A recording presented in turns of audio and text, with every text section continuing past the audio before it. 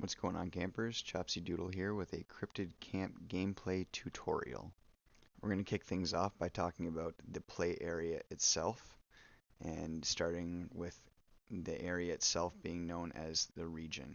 So anytime the region is referenced on a card or a rule, that means anywhere on the entire play area. Now within the region, both you and your opponent have your individual camps, and each of your camps is made up of 6 sites. Sites are where you're going to be playing your cryptids as well as looking for evidence in your opponent's camp. Next up is the Lantern Depot. And the Lantern Depot is going to be where your primary resource for the game is going to be stored. And to follow that up, we have the Lantern Deck. This is where your lanterns will be stored until you draw them. Right above the lantern deck is the companion space. This is where you'll be keeping your boss monster. Alright, and we'll keep moving up to cache. Now, cache is actually 4 spaces. 2 of them are covered right now with supply and gear. The other 2 spaces are on the other side. And this is where you're going to play your supplies and your gear supplies. Both supply and gear supply are considered supplies, but they can be played either in the cache or for gear can be played on a cryptid. Structure supplies will be built on your sites later on in the game, usually after a trail has flipped up. The next one we're going to move on to is environment. Environment is where you're going to be playing weather effects or night and day effects or anything that can affect the region as a whole. But from the most part, I've seen environment cards are double-sided, so one side will be affected differently than the other. The discard is where any of your defeated cryptids go, where any of your used spells go, where any of your unpaid cryptids go, or unpaid traps go, or traps after they're activated go. And last, but certainly not least, the main deck. Of course, that's where you need to play the game in the first place. Next, we're going to talk about the cards themselves. First, we'll start off with trails. All you need to know about trails right now is that they start already on the field in a way that you choose, and they don't cost anything. And they will eventually, at some point during the game, give your cryptids some kind of a bonus. Last thing to note is that they start face down, like so. Okay, so the next card we're going to look at is the companion card. Companion card you kind of pick alongside your deck, and any companion that you pick cannot be in your deck as well. So you only get one of these guys. And all you need to know for now is that once the game starts, it's face up for you and your opponent to see, and you can play it at any time that you have the resources to play it. On your turn, of course. Alright, now I got a pile of cards over here waiting for us to check out. So I'll bring those over, put those right there, and we'll give them a flip. And the next card we're going to talk about is going to be the Lantern cards. The Lantern cards' primary function is the resource of your deck, and the only thing you need to know about it right now is that when it's in the vertical position, it is considered switched on, and when it is in a horizontal position, like so, it is considered switched off, and you have gained the resource to use.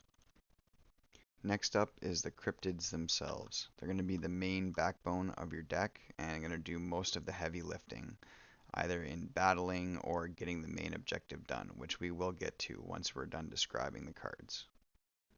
Next up is weather cards, which bring various effects to the region. And then after that, we have memories. And memories there are 2 types of memories actually. There is regular memories and there is cryptid zoologist memories. All you need to know is that the biggest difference between them is that if you look in the box down here, you can only play a single cryptid zoologist during your phase, your camp phase, which we will talk about phases in a little bit. And this card here is a supply. And supplies are kind of like items in this game, but we will get to how they're played again in a minute. Okay, so now after that quick glance, how do we actually play cards in Cryptid Camp?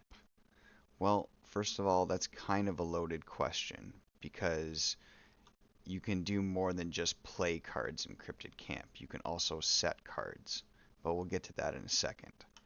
So, first of all, how do we play cards though? Well, in order to play a card, you must pay for the card. And because lanterns are our resource, we need to extinguish them in order to gain that resource. Now, there's different kinds of lanterns for different types of cards. As you can see here, there's an obsidian lantern and there's a fluorite lantern. Obsidian is for obsidian things. Sorry about my jumping around. And if you look at the top of the card, it'll say obsidian. Or if you look at this card, it says gem. We'll get to the back to that in a second. This next one is fluorite over here. So now, what does that mean? Okay, well, if I want to play this cryptid here for 2, because that's his cost, then I need to extinguish at least one obsidian lantern because he is an obsidian cryptid. Same goes for the supply. It costs 1, but that 1 must be a fluorite lantern because it is a fluorite card. The exception to this are the gem cards, such as this swap memory or this day and night weather card or environment card. They both can be paid with any kind of lantern you would like. However, things that cost more than 1 can be paid with at least a single lantern of the same color and any amount of any other lanterns. So for example, if I wanted to play my Mothman at some point, I would pay at least 1 obsidian lantern and then 4 lanterns of any combination. Okay, now what did I mean by play versus set? Well, just to kick things off, you can only play supply, you can only play memories, and you can only play environments, as well as you can only play your companion. Now, when you play something, that usually means that you pay the cost and you take it from your hand, or in the companion's case, the companion spot, and play it to the region. In the case of a cryptid, when you play it to a region, in the companion's case at least, it is placed face up in either attack or defense into any of your own sites that you wish. Now, the companion is the exception to the rule of cryptids. The companion is the only cryptid that can be played directly onto a site face up for its cost. The only other cryptid that can be played face up for its cost in a site is one, like this jackalope here, that has the ability Swift. This cryptid has Swift, can be played from hand into your empty sites. Now it has another ability, Calm, there. It actually is how that enables Swift in the first place, but we'll talk about that when we get to the actual gameplay. Okay, so how do you play a cryptid that doesn't have Swift then? Well, the answer is you don't, at least not right away. In order to play a cryptid that doesn't have Swift and is not your companion, you need to place them face down in the last phase of your turn. And then on the next turn, you're able to flip it face up for its cost. Or, if your opponent so happens to go into the site that your cryptid is occupying, it will automatically flip face up, and you'll be faced with a choice. If you have the resources to pay for it, it stands its ground and fights. Or, it stands its ground and tries to block whatever's happening. If you don't have the resources when it's flipped face up, it goes directly to the discard pile. So, in this game, you have to be very careful with how you're playing your cryptids and how much resources you have after you've put them face down. So once again, just to reiterate, the only cryptids you can play directly into a site face up, and it doesn't matter the battle position, either attack mode or defense mode, which we'll talk about later as well, are the ones with Swift or companions. All other cryptids must be placed the prior turn face down on a site and then either triggered by your opponent and paid for, or on your next turn you can pay for them and trigger them yourself. Now, unfortunately, I do not have an example of a trap, but a trap is played in a similar way to a cryptid, with one exception. The exception being that traps cannot be paid for on your own turn to be flipped face up. Traps are specifically to be placed face down on one of your sites and are designed to be triggered by your opponent to create some kind of a effect. Okay, now that we're done the hard part, let's move on to environment. Environment, or weather, is played into the environment region simply by paying for it with one of your lanterns, or however many it would cost. And once it enters the region, it puts its effects on two sides of the region. So on my side, night is active, and on my opponent's side, day is active. You'll also notice that environment is written on the right side of my play area, whereas environment is written on the right side of my opponent's play area. So when he plays his environment cards, he plays his over this slot, and I play mine over mine. You do not overwrite each other's, and the only time you can get rid of this is if you play another one on top of it, or there's another card effect that would remove it. And if you want to play a different weather, you just simply pay for a new one and it replaces this one. Next up, we're going to do the memories. And the memories are very much like spells from various other games, or essentially they're one-time use cards. As soon as you use them, they're placed in the discard, and their effects take place immediately. I mentioned before that the Cryptid Zoologist, you can only play one per turn, and that will be on your Cryptid Zoologist cards. Other than that, there's really no limit. You can play as many memories as you want per turn, as long as you have the resources for it. Next up, we have the supplies, and the supplies, like I touched on the board part of the video. There are kind of three types of supplies. You have your regular supplies, which usually have effects that affect the row, and a row versus a column in this game, you have your rows go this way, and your rows are horizontal and your columns are vertical. So anytime it references a row, it means like this row of sites. But other than that, if it's a gear, it can be placed into a cache, or if you have a cryptid available, it can be equipped directly to a cryptid. And structures can be placed onto a flipped up trail. Now, much like the trail has to be flipped up to build a structure, a cryptid has to be flipped up in order to equip gear to it. And lastly, trails. How are trails played? Well, trails are technically played when your opponent explores one of your sites and successfully finds evidence for the first time. If they do that, then your trail is flipped up, and it is essentially for all purposes played, but not in the rules sense. But it will flip up and it will give you a bonus. And now, before we start playing, there's a few things we need to note.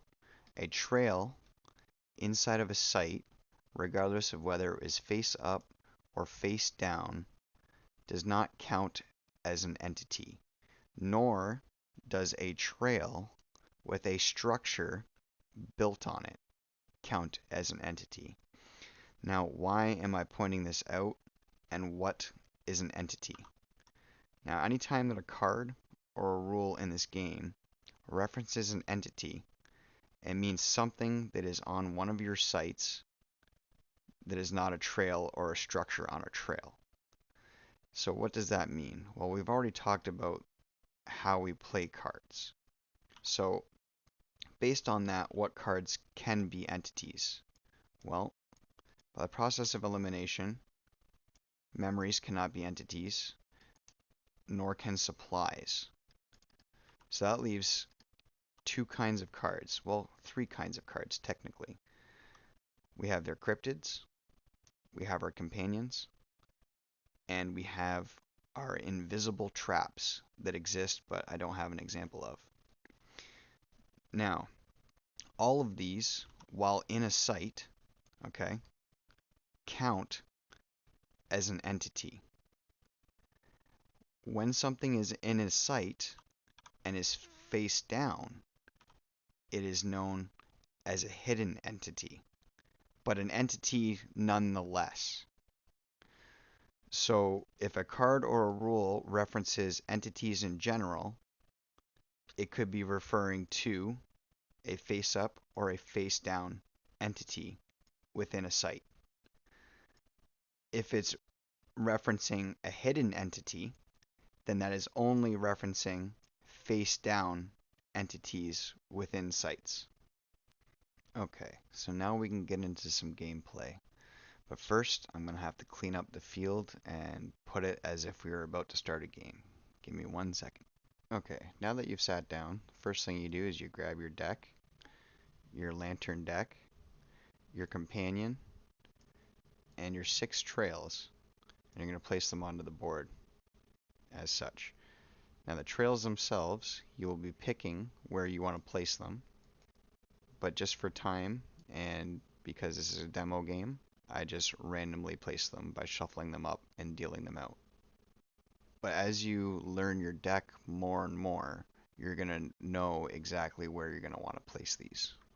Okay, so after you've placed your trails, both you and your opponent are going to flip your companion cards face up, and then you're both going to roll a die to see who goes first.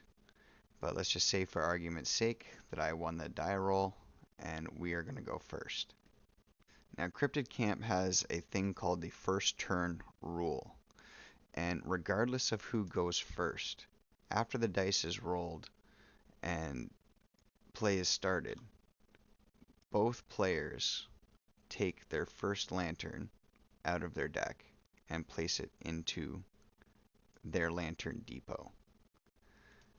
And this is, I'm assuming, some kind of a countermeasure for first turns in a lot of games getting a lot of advantage. So after that, both players are going to draw 7 cards.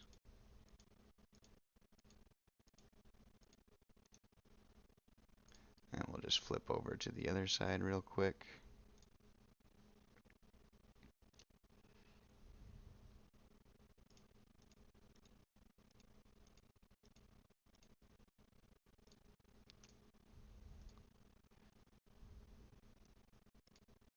Alright, after both players have drawn a hand of 7 cards and played their lanterns, then you both get to mulligan. And you can, the way the mulligan works in this game is you get to choose as many cards as you want to throw away to redraw. And you can do this once without penalty. After your first mulligan, the penalty kicks in, and any time you mulligan after that, your opponent gets to draw 2 additional cards. Alright, now we're going to talk about turn sequence. So at the start of each turn, it is known as the start of the day. At the start of every day, you're always going to switch your lanterns to the on position or vertical position. And then you're going to play a lantern from your deck. And then you're going to draw a card from your main deck. Remember, on the first turn, both players will be playing a lantern from their decks. Every turn thereafter, only the player whose turn it is will be playing a lantern at the start of the day. Now that you've got your hand, you've mulliganed, you've got your lantern, then it's time to start the game. You might be thinking to yourself, but Chopsy, you didn't even tell me how I win this thing. Well, I was saving it till now. And the simple answer to that is to collect 10 evidence before your opponent collects 10 evidence. And evidence can be represented through a dice, black dice for me, green dice for them, and whoever reaches 10 evidence first wins the game. And we will get to how to gather evidence. But for now, let's just turn our attention to the camp phase. And in the camp phase, there's several things you can do, including revealing a hidden cryptid on a site and paying to play it into the region. Again, this is a cryptid that you would have set on your last turn and are now turning over by paying for it and having it available for your next phase. The next thing you can do is switch any of your entities' battle positions. This is all entities, and you can change them from attack to defense or vice versa. You can also pay to play supply cards, which include regular supplies, gear supplies, and the structure supplies. You can pay to play the two types of memories, only being able to play one of the cryptid zoologists. Or you can reveal and pay to play your companion, which then can automatically act in your next phase as well. And before I forget, you can also play the environment cards during this phase. And once you move on to your adventure phase, you can no longer do any of these actions aside from switching the battle mode of your cryptids if you have not done so yet. However, you must switch their battle mode before they act. If you act, such as move or explore, before switching them, then they are then locked in for the rest of the turn in that mode. Alright, so once you're in the adventure phase, every single entity that you have in your sights gets to perform one adventure action. Those actions can be a move action, an explore action, or an alternate action that could be written on a card. Move action could be taken by any entity, and it allows that entity to move to one adjacent space unless a card allows it to go further. And it can even switch with one adjacent entity using the action of the one that moved. Exploring can only be done by a cryptid, and thus it must be a face-up entity because cryptids are only face-up entities. So now we can finally talk about gathering evidence. And to do that, I'm going to do an example exploration right now. And we will take this cryptid here and place him in the middle site of our camp. And then we'll take our opponent's cryptid, and for now we're just going to set it off to the side because you can explore trails that have nothing in them, no entities, and ideally that's the easiest way to gather evidence. Now, a cryptid can explore regardless of its battle position. So at the start of an exploration, you're going to announce which cryptid will be exploring, and then you're going to check your opponent's camp and site adjacent to you unless the card states otherwise, because when you explore with a regular cryptid, it can only explore an adjacent site in the opposing camp. Now, what you're going to do is you're going to check for a hidden entity in that site. If there is no hidden entity, you skip directly to the evidence check. And the evidence check goes as follows. If all of the following questions, the answer is no, you have found evidence. So, is this site in your camp? And that is why you can explore your own camp, but it doesn't do anything. Did your cryptid confront a defense mode cryptid? Yes or no? Was a trap activated? And if it was, then you don't get evidence. Is there still a living entity on the site, regardless of whether it's hidden or flipped face up? If there's one there, then you do not get evidence. As of right now, though, there's no way to explore a trail and have an entity not flip over. There could be effects in the future that prevent cards from flipping, but I'm not sure. Okay, so since it's not in our camp, we didn't confront a defense mode cryptid, there was no trap activated, and there's no entity left in the site after our exploration. That means we were successful and we have gathered evidence. So, I'm actually at 1. I'll put this dice back.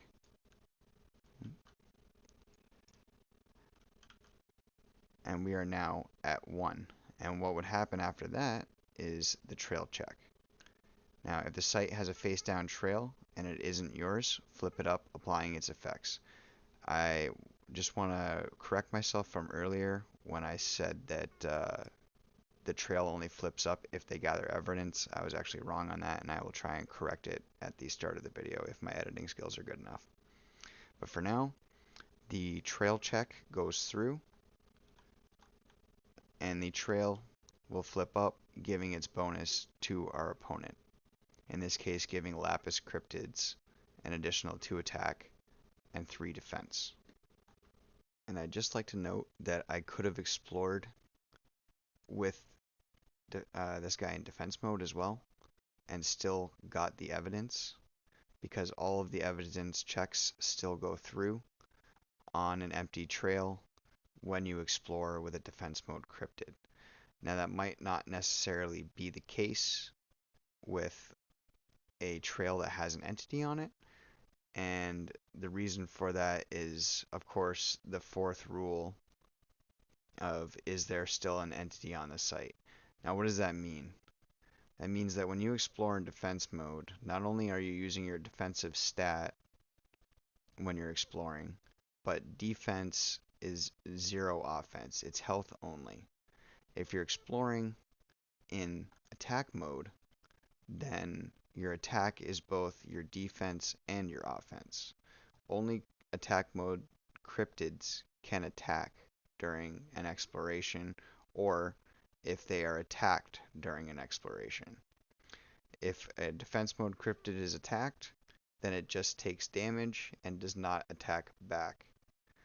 If 2 cryptids are in attack mode, then they attack each other, both using their health, their attack as their health and their attack stat. So let's do an example of a battle here with an entity. Now, note that this could always be a trap, and if it were a trap, then when it's flipped over and if it's paid for, the trap's effect happens immediately, and thus, when you check the hidden entity and it turns out to activate, it prevents evidence from being found. It skips you straight to step 5, which is the trail check. Now, if I were to explore this in attack mode, my opponent would flip his card, and provided he had enough energy, we'll just say that he hypothetically does, we'll give it to him right here, he would pay for it so that it doesn't go immediately to the discard. Now remember, if you don't pay for your hidden entities when they're flipped by your opponent, they go straight to the discard. But because he was paid for, we can now look at his stats. And the Gumbaroo happens to have 5 attack and 3 defense. The Bruja, the Cafetel, happens to have 5 attack and 3 defense. Now, when comparing them, they would just end up destroying each other because they both have 5 attack and 5 health. Before the attack happens, though, you check for additional effects. So additional effects can be things that are on the card, like, for example, The Gumberoo has, while not exploring, this cryptid has +4 defense. So if he would have been in defense mode, he would have had 7 defense because he is currently not exploring. But that effect does not apply because he is not in defense mode. As for the Bruja de Cafetel, well, he doesn't have any effects that would happen in combat. However, you also have to check for weaknesses in this game. And the weaknesses are going to be right below your attack and defense stats. And it'll tell you exactly who it's strong against or what type it's strong against and how much additional attack you get for being against that type. Now, he gets an additional attack for being against quartz. The Gumberoo is not quartz. The Gumberoo gets an additional attack against fulgurite. I am obsidian, so nobody gets an additional attack. After checking for effects, you both deal damage simultaneously, and because we both have the same health, we're both destroyed. So he gets discarded, I discard. And then, once again, we're going to go to our trusty evidence check. So, was the site in our camp? No, it was not. Did your cryptid confront a defense mode cryptid? No, I did not. I confronted an attack mode cryptid.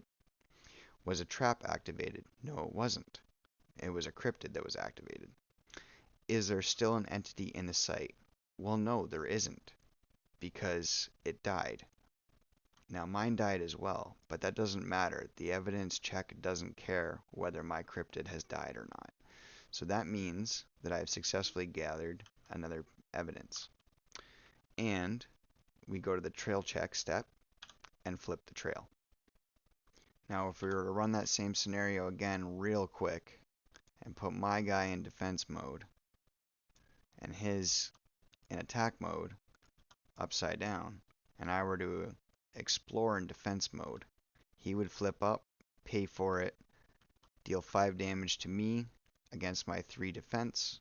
I wouldn't deal any damage to him because I'm in defense mode, and he lives. I die.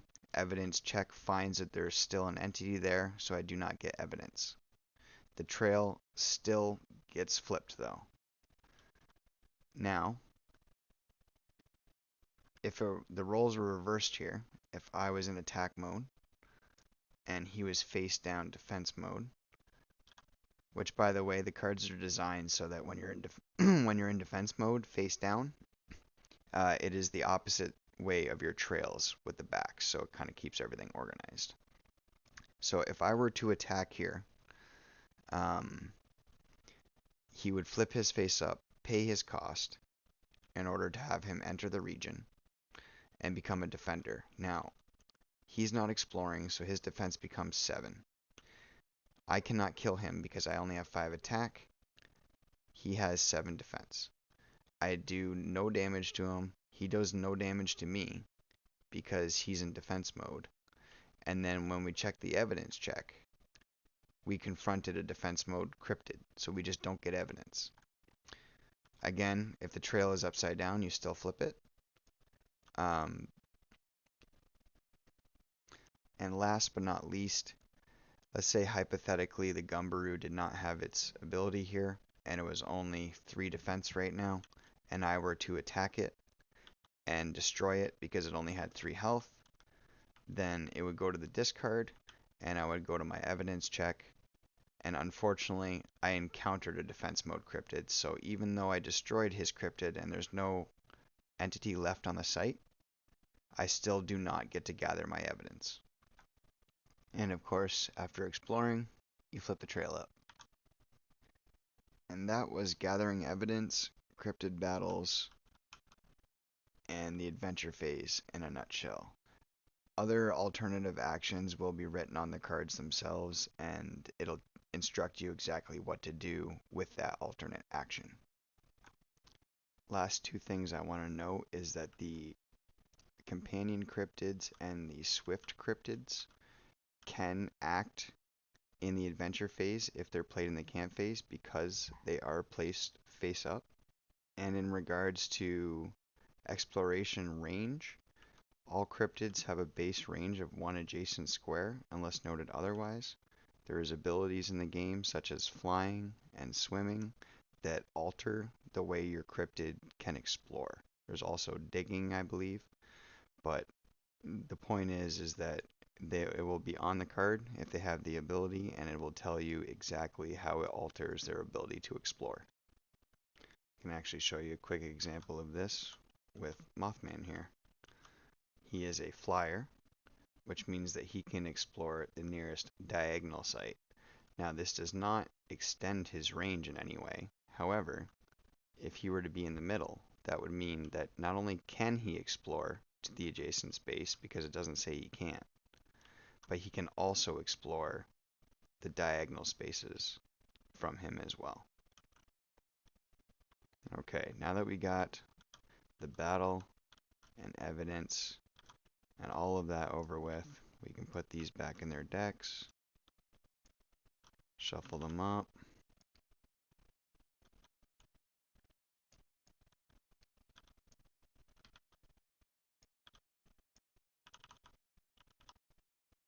And we have one final sequence to talk about, and that's the end of day sequence. So this is where you're going to be setting your cryptids, not playing them, but setting them face down, as well as traps into any battle mode, into empty sites. These become hidden entities and aren't treated as cryptids or traps until they're played. Resolve any end of day effects in any order chosen by the camper whose turn it is. Alright, so now we know how to battle. We've got the turn sequences down. We know what an exploration action is. And we know how everything goes. So let's get into a game here. So the first thing I'm going to do as the first player is I'm still going to draw my first card. And I'm going to look and see if there's any spells I would like to play for the current lantern that I have, which I do not. So I'm going to skip directly to my end of day phase. Now, at the end of day phase, I'm going to set a cryptid. I'm going to flip it in my hand first. I'm going to set a cryptid any place that I want to kind of either defend or attack from in another turn. Now, I'm going to actually set two cryptids, and the reason why I'm going to do this is because my opponent can't actually attack on his first turn unless he happens to draw a haste cryptid, or sorry, a swift cryptid. If he does happen to draw a swift cryptid, then he could punish me for this. But I'm going to place two cryptids face down and just have a take a quick look at them. So this guy's a flyer, and if this card is removed from my discard in any way, I can place a 2/2 patch on cryptids of my choice.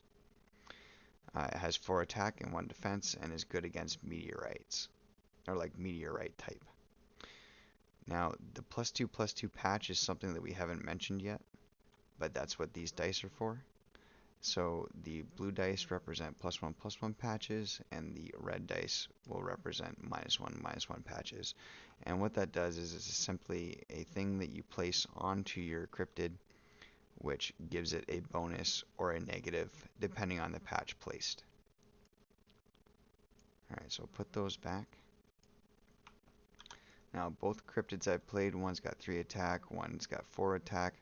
The reason I played them in attack mode is simply because they have much better attack than they do defense. However, I could have decided to put them in defense mode and cancel out a guaranteed, or cancel out an evidence if they happen to be able to kill me. But alas, that was my end of day sequence. I set some cryptids. I don't have any traps, so that is the end of this first player's turn. Okay, so switching to the second player, we now get to draw our lantern card. We get to draw our main card from our main deck, and we have 2 lanterns at our disposal. However, we do not have a lapis lantern, so that means that all the lapis cards in our hand cannot be played right now. Now, remember what I mentioned about the swift cryptid. Now this is where weather effects come into account. So normally I could play a swift cryptid and then I could attack and reveal one of his entities right away and force him to either pay for it or destroy it if he doesn't have enough or the correct lanterns. However, the jackalope does not get swift unless calm is on this side of the region. Now, there's two ways, at least in this deck, that you can get calm. One is from an environment card, which I do not have in my hand, and the other one is from Bigfoot. When Bigfoot is in the region, if it's played, it also has the effect of the weather calm. Now, because I don't have calm, I can't try and force him to pay for something or see if he's bluffing to see if he's got something out that's maybe a 5 cost for some reason and he doesn't have the mana or the lanterns to pay for it. So unfortunately, I'm forced to either play a backpack or just end my turn. Now, if I go to the end of day phase, I can set cryptid still. I can't play the backpack anymore. If I set cryptids and I play the backpack, I will use my lanterns. I'll have the backpack, but if my opponent decides to wake up or play any of his currently placed cryptids, then he can retaliate and catch me off guard, and my cryptids will not be able to be paid for. So that's the risk I have to kind of calculate in my head. Now, either way, I'm not in very good shape because the only cryptid that I could potentially pay for if he ends up attacking me next turn is the jackalope. And I kind of want to save that for combo with the bloop sound, because this can change an attack mode cryptid into defense, and I can catch them off guard with a swift jackalope at some point. For now, if I'm worried he's going to attack me, I kind of just have to let it happen. So, I think the best course of action for this turn is to actually just pay for a backpack. And we could skip setting cryptids at the end of this turn. So the backpack, once during your camp phase, you may choose a cryptid and put a +1/+1 patch on it. Now remember, this can only apply to cryptids that are face up, because that's the only time they count as cryptids. Alright, so with that being paid for and going to the end of day sequence, do I want to set anything? Now, if I set something, I can't pay for it, so there's kind of no point. There could be a point if I had something that could benefit from being in the discard, because that way I could set it, have them attack or explore, have my card discarded, and then give me some kind of a discard bonus, but we do not have that luxury. So since that's the case, we will change over again, end our turn, and here we go. Okay, so first you'd start off by igniting all your lanterns again, but we're already good. So now we're going to place another lantern from the lantern deck into our depot. Fortunately, we got another obsidian. And at this point, it is our camp phase. Could play swap, but there's no point to that, because all it does is swap two adjacent entities, which I don't care about right now. I can change the battle position of these guys, which I think I might do, because he doesn't have any cryptids out right now, and he can't really attack anytime soon. So I'm going to switch the battle position of my watchers. And what is this again? 4 attack, 1 defense. I think I'm just going to turn him to defense as well for now. And then what I'm going to do is I'm going to pay 1 to flip him. And then we're going to go to our adventure phase. And in the adventure phase, I'm going to explore here with my defense mode cryptid. Because there's nothing, I don't have to worry about attacking anything. So I can just explore in defense mode. And that will flip this card up and it will give me 1 evidence, which I already have right here. So I believe that that is everything I can do in the adventure phase, unless I want to move this guy. But I think I'll keep him right there. So we go to our end of the day sequence, and I should probably place an obsidian cryptid if anything. Once during camp phase, you may choose a cryptid within this column, an arrival camp, and move it to the nearest site. Okay. So that's for like getting people from the back. Interesting. Well, I'm going to place him face down here for now. And that will be it for this player's turn. So we'll change that color over. Okay, so now we're going to go through our started day. We're going to get our lantern card, which is a lapis lantern. We're going to draw our main deck card. And now we can see what we have available to do. Now, unfortunately, I still do not have an environment card, so I do not have a way to activate Calm yet because I can't play Bigfoot, which means that the Jackalope still is not useful as a swift character. Now the Raririma, I could play him, or I could play a Gumberoo to defend and have 1 left over. I don't have any cryptids I have to worry about flipping now. I could alternatively play another backpack. Or I could play a sailor. Draw 1 card for each hidden entity in a chosen column. So there's only 1 in this column. Well, I think what I'm going to do is I might actually play that still, because it leaves me just enough wiggle room. So we're going to play this for 1, and we'll call this column. So we get to draw 1. This goes in the discard. That's our only CZO play this turn. And then we're going to skip to our end of day sequence, and we're going to set this Gumberoo in defense position. Now, I can't use this because there's no cryptids out that can use it right now. So, that's going to be it for this turn. We'll switch it over. And alright, so same thing. We're going to ignite our lanterns. Draw a lantern. Still another obsidian. Draw a card.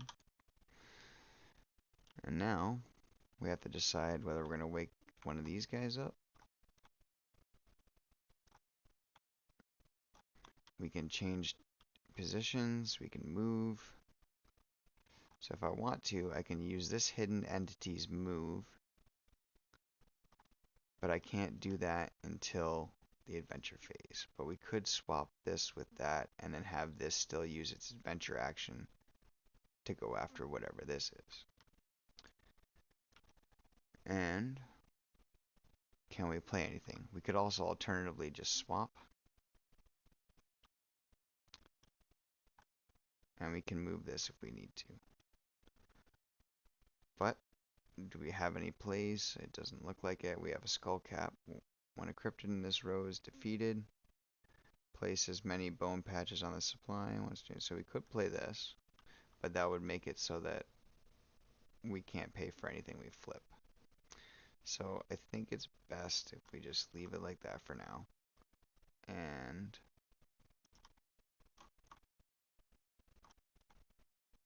we will, on our adventure phase, we'll actually move this guy up to defend. So that's one move. Now I could use this hidden entity's action to move. And then I will move here. And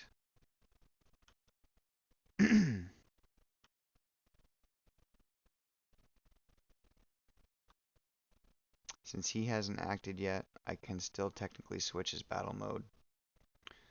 So I will attack here. He will flip. I find out it's a Gumbaroo. I don't get any evidence. His trail flips, which I have to unlock.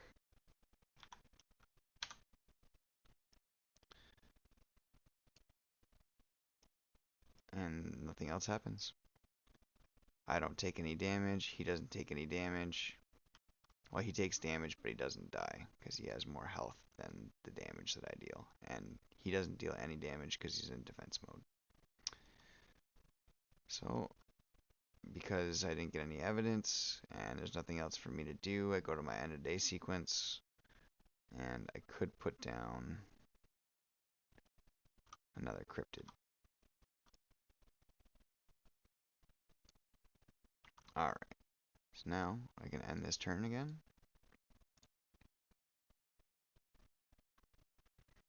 Alright. Now we're gonna ignite our lanterns. We're gonna draw our lantern card. We're gonna draw our main deck card. And we're gonna take a look at the board state here. Now, my Gumbaroo could actually change and kill this fairly easily because they don't have Knight right now. And Knight would make him 6 attack. So, in my camp phase, I'm going to turn my Gumbaroo to attack mode. Oops. I am going to... I could put him into defense mode if I needed to, but I don't need to. So, I think what we'll do is we'll play one more backpack.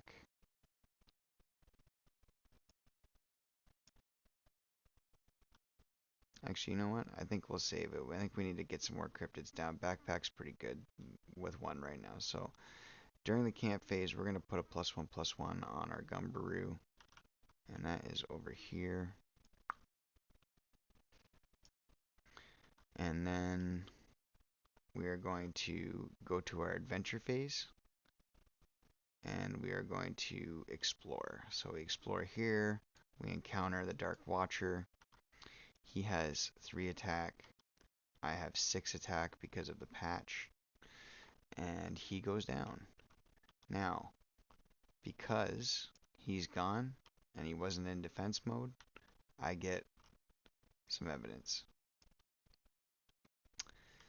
And then we're going to go to our end of day sequence. And I have 4. I could set one of these guys. Now he's really good because I can threaten my opponent's column here. So if I flip him over and I place him here, his effect not only works on the whole column, but his other effect, Swimmer, allows him to explore the furthest site in the column. And that's from anywhere, basically, where he is. Okay, so that would be the end of that turn. So we'll change that back over again. We'll grab another lantern for this side. And we finally get the fluorite. And we'll pull a card from the deck. Alright. Encrypted in this row is defeated. Places. Okay, so that can be, it's basically a lot of your guys die and you can use it to destroy your opponent's guys. But alright, so what do we got here? We've got an Urtiber that we could play now, finally. Gecko, but the Gecko is useless because we don't have Knight right now, so we can't attack. He still effectively uses his attack as his health if he's in attack mode. He just can't actually attack unless Knight is on the field. Alright, so we've drawn our card, we got our lanterns. I could flip over the Utberder,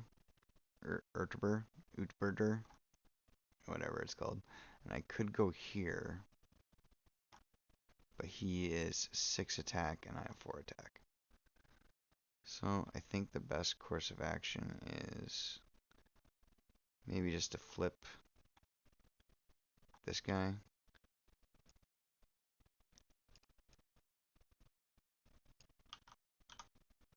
And we'll save the other 2 for in case he flips one of these guys. And now that I'm flipped, I could change my battle stance, but I could just still explore into here for another evidence. Now, that's the one other thing about winning this game is you can't just get 10 evidence. You need 10 evidence and at least 3 revealed trails. So you can't just keep pummeling 1. You have to do at least 3. But we'll put that to 2 evidence now. And that would be the end of my turn, or end of day phase now. So I could, if I wanted to, place down another one of these guys. And I might actually do that, because I have the 2 to pay for it. I can now defend in defense mode here. If he wants to go here with the Gumbaroo again, I can at least prevent him from gaining an evidence. And I could actually probably put him in attack mode, because the Gumbaroo is only 6. But I also know he has a backpack, so I know that he can overpower it at 7. So that will be the end of this turn. And we will just change colors. And I just realized that I totally forgot to flip over this trail from the last Gumbaroo attack. So we'll flip that over, which is a cave. Alright, so let's flip our lantern here. Let's draw our card. So this is a CZO in training, but it still counts as a CZO. It effectively allows you to steal your opponent's CZO in the graveyard, which they don't have right now, so we can't really take use of that. Alright, so now we do have 5. And the reason why 5 is so significant is because we could actually play Bigfoot if we wanted to. And I could play him. So when this cryptid is the only... Yes, okay. So I could potentially move this guy too. So I think what I might do is, because he's not really at risk in the back row of getting procced, especially if I move him, I'm actually going to pay the 5. 1, 2, 3, 4, 5. And that's going to bring Bigfoot to the scene. I'm going to put him right here. So remember, that was still just our camp phase, because you can play them in the camp phase. I don't have any mana for anything else. So what I'm going to do is use the camp phase to add another +1/+1 to the Gumbaroo. And then what we can do is go to our adventure phase. I don't think I'm going to switch battle positions, so we'll use this hidden entity's move to move here, so that now Bigfoot is alone. And then we will go ahead and check out what's here. So, can my opponent pay for it? Yes, they can. So he's going to pay for it, or does he want to pay for it? Probably not, right? Because if he pays for it, and he knows he's going to lose, he just loses it anyway. So I think that the smart move for him would be just to let this die. So he's going to let this die. So it doesn't even fight. There's no fight that occurs. But at the end of the turn, there is no entity. I did not encounter a defense cryptid. All that jazz. So we can go ahead and flip this, and we can get an evidence. And then our Gumberoo gets a shot, so he is going to see what this guy is. Alright.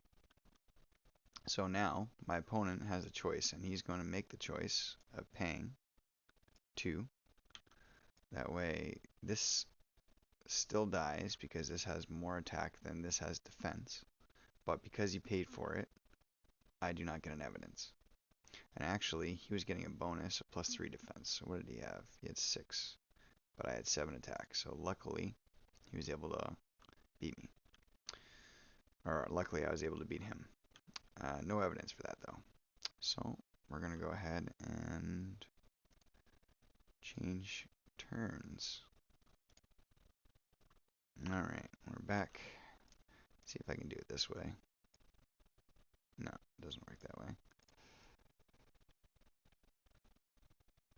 Back on the Mothman side. So, let's go ahead, get our lantern. Let's get our card. Now, we could also consider playing Mothman. I also want to note, I don't know if I said this before, but some of the bigger cryptids, the ones that you particularly would want to make your companion creature, they have a bounty on them. So if you defeat them, you actually get an additional evidence. So that includes if they're in defense mode. If you kill a defense mode cryptid that has a bounty on it, you still get the EV. Okay, so now I have some options here. I could play Mothman, which Mothman has 12 attack. Can't really do anything about Bigfoot because he's 13. There's no way for me to really power my guy up right now.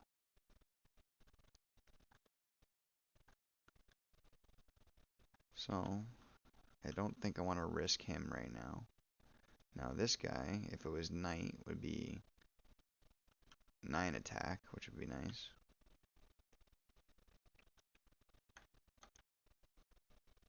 Okay, so we could move him up. Could also set something in defense there. I think that's probably the play, to be honest. I could also leave I'll leave him there for now. We're going to, so I could play this and play and set the YouTuber.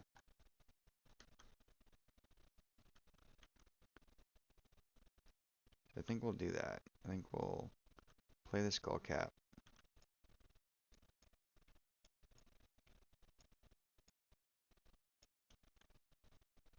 So when a cryptid in this row is defeated, place as many bone patches on the supply as that cryptid's level.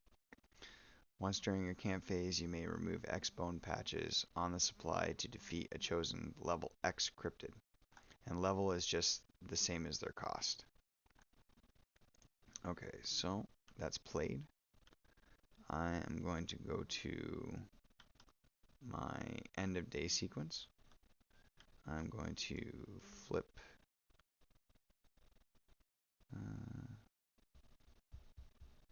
not true. I'm actually going to set this guy.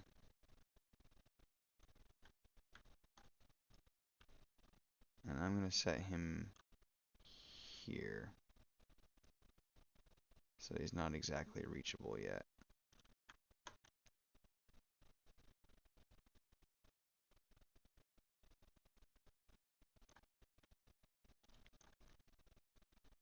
Okay, okay.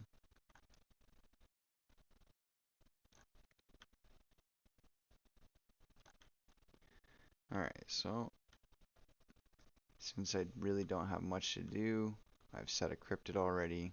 I have to pass the turn.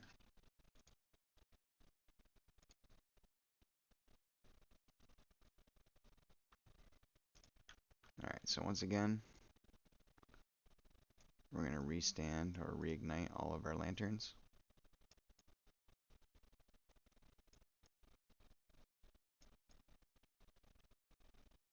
Draw another lantern from the lantern deck.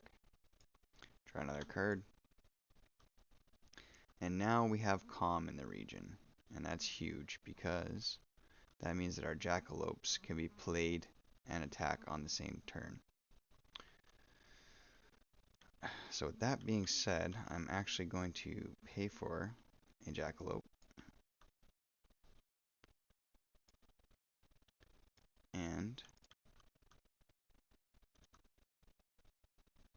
you don't need to switch anything to defense mode. I can't reach those guys. So I think what we could do is pay for him actually. So yeah, let's do that. Let's go 1, 2, 3, 4. We'll pay for him. And now we can go. We could put a patch on someone. I could keep buffing the Gumbaroo, or I could buff him. I think I might buff him. So we'll grab another dice. Alright, adventure phase. So 1 action each. Go ahead with the jackalope. We're going to attack here. It's going to kill this. I do not get a evidence for that, but I do flip the trail. And then I will go here for evidence with the Gumbaroo, which is an automatic evidence. And I will go here with Bigfoot, which is another automatic evidence. And then I will go with the Ninjen against the back row here, which is a 5-3 cryptid, and I am a 7-9 cryptid. Oh, actually, he was hidden, so when he gets flipped over, I can just discard this cryptid. This cryptid enters the region. Yep, discard chosen hidden entity in this column. So I'm going to discard him, and then instead of using his action to go for evidence, I think I'm just going to use his move to go here. And that's everybody. So I can still set a cryptid.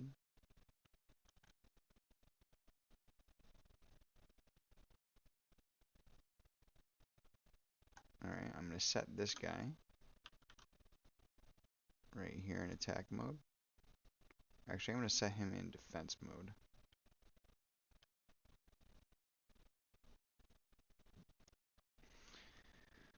And that will be that turn.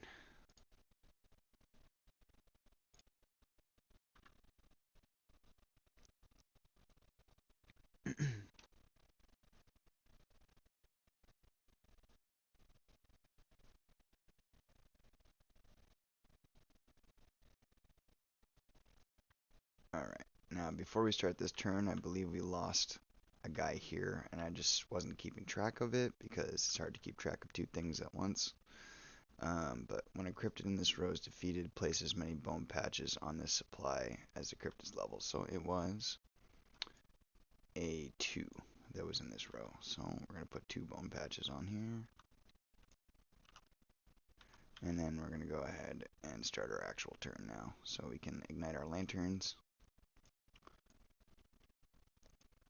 And we can draw from our lantern deck. And we can draw from our main deck. And I think we're in trouble. Now I could activate Knight and make him useful now, which is kind of nice. But the only way to do that is by playing Mothman, because I don't have the weather in my hand.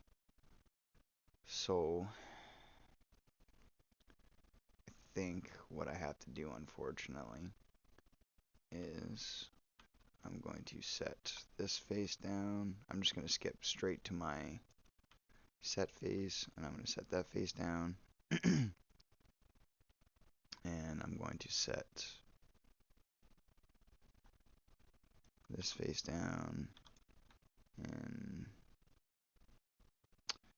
I don't know if I should be going in defense. I guess so. For this one. I might even go in defense for this one too.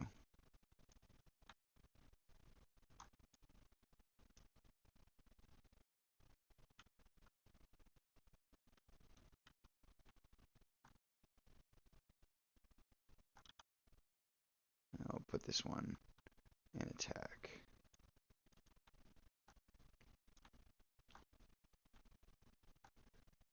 He could patch up. But that will be it for my turn. So I have to pass.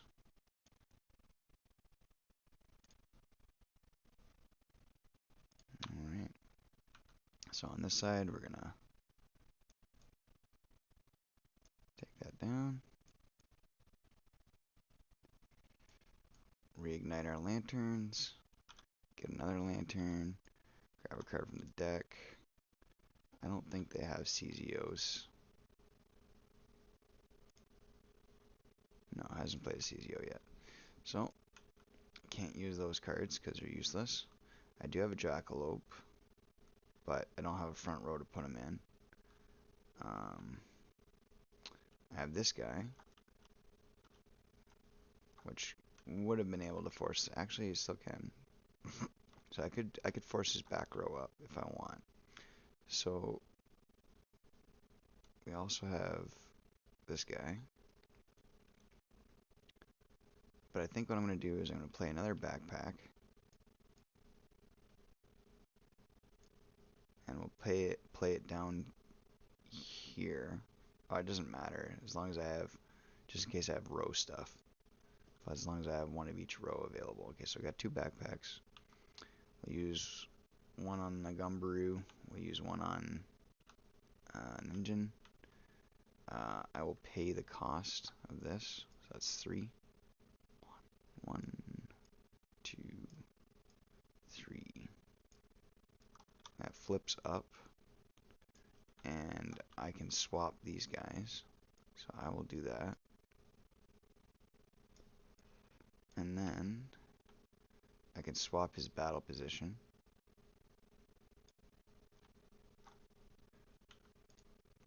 And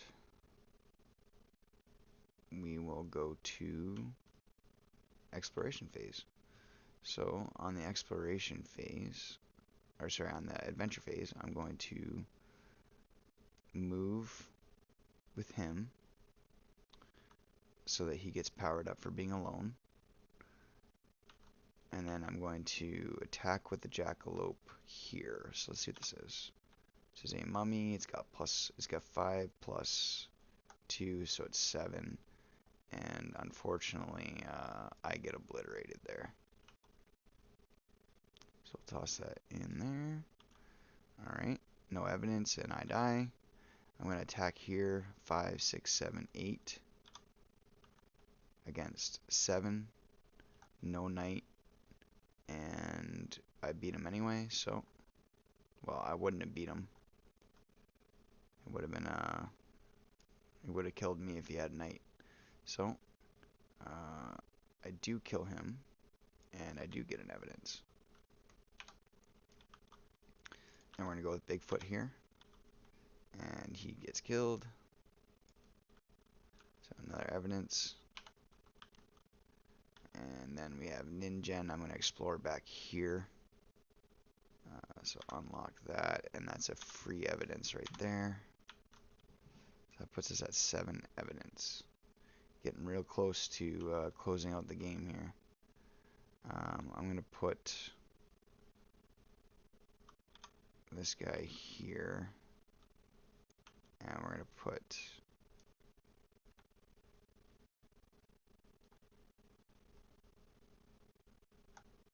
the Jackalope here. We're going to put that in defense mode here just so it's not an easy point for him.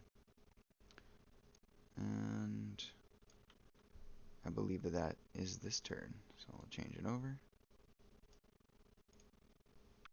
Oh, and of course I forgot to actually make my opponent pay for all these things.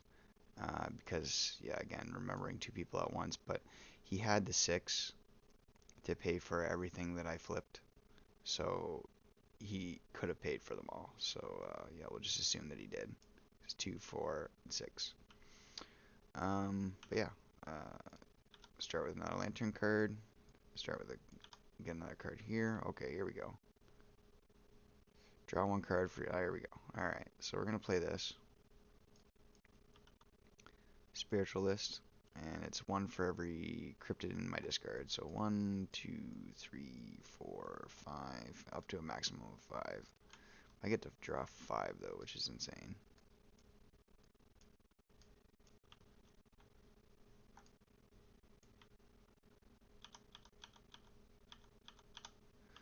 Alright.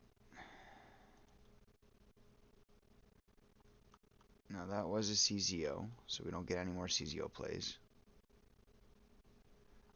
We can play Crystal Ball.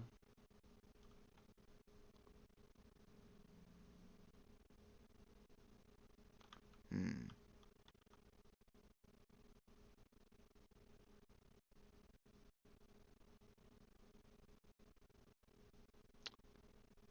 Five, 6, 7, 8. See, the interesting thing about this card is that you can actually have your opponent's cryptid explore into their own camp and choose them to kill each other. Or cause them to kill each other. Oh,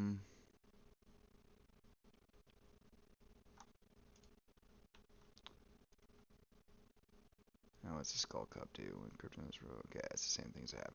Alright, so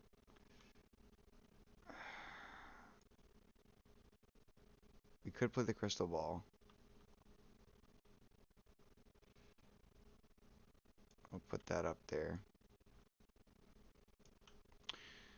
And we could force an opponent to attack, but I'm just not sure. So we got 5 attack here. We got 6, 7, 8 attack here. I could force him to kill this. So let's do that. Let's go 1, 2. So choose a cryptid. Switch it to attack mode. Well, it's already in attack mode, but and have it explore a site within its range. It can't switch battle modes again. Okay. So I'll have Ningen explore next to him. 7, 8. That should kill this.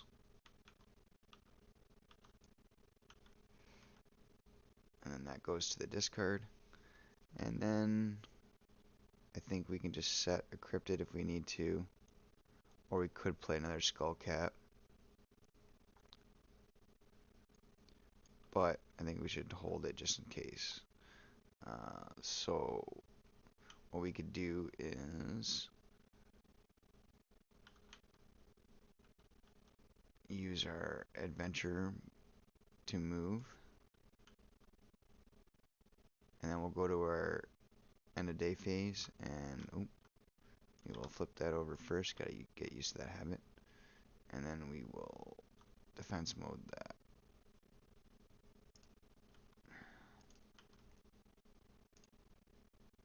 And then we will switch over. Alright, let's see if we can get a finisher on this turn. So we'll reignite our lanterns. Draw that lantern. Draw our card. Ooh. Choose a hidden entity and reveal it. You may switch its battle mode. Okay. Well, that helps a lot, actually.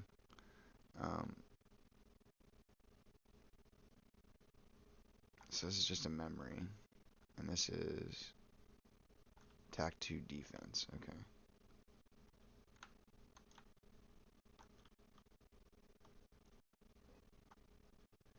This is 5, 6, 7. So I can, okay. So I'm going to pay 1 and awaken the jackalope. And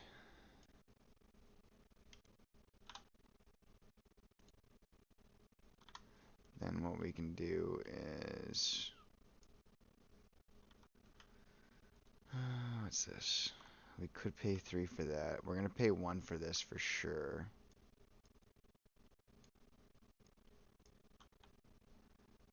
So choose a hidden entity, reveal it. You may switch its battle mode before returning it face down. Okay. So we will go with this one. We'll reveal it. We'll switch it to attack mode. Turn it face down. And I could CZO.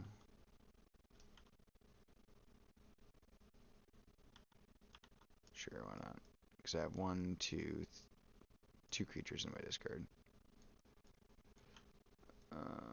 So I can play this for 1 Lapis, and it allows me to copy his CZO in his graveyard, which allows me to draw cards for Cryptid. So I get to draw 2 cards.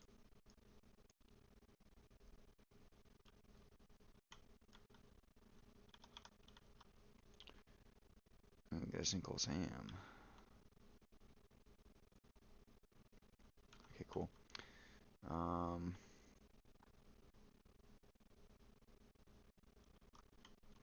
I'm going to pay 3 to flip this. At least 1 green. 1, 2, 3. We'll leave 1 of each up. Flip that.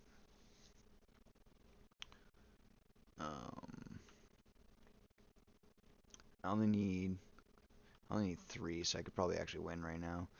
We'll attack here. Kills that for sure. And then I get evidence. And then I'm gonna attack. I use the jackalope to move and switch places with this thing. Oh, I should have used the backpacks. I forgot to use the backpacks. 6, 7, 8 versus 5, 6, 7, I believe, right? Yeah. So I'll attack here or explore there, and that's another evidence. And we will explore with the swimmer here to back here. That's another evidence. And yeah, I believe that's game. So I didn't get to show off all of the cards, but hopefully that gives you a good idea of how to play the game. I believe the first part of this video is going to be a lot more useful, especially for referencing while you're playing. But yeah, good luck to you campers, and hope to see you around the disc, and cheers. And if you guys want to hit me up for any of these training cue cards or whatever, I can always pop into one of your games, load it in for you, and you can save it up. Easy references. I wrote them all out, kind of condensed version of the rules. You have your turn orders, you have your adventure sequence, and you also have your battle sequences. So just let me know, and I can do that. Cheers.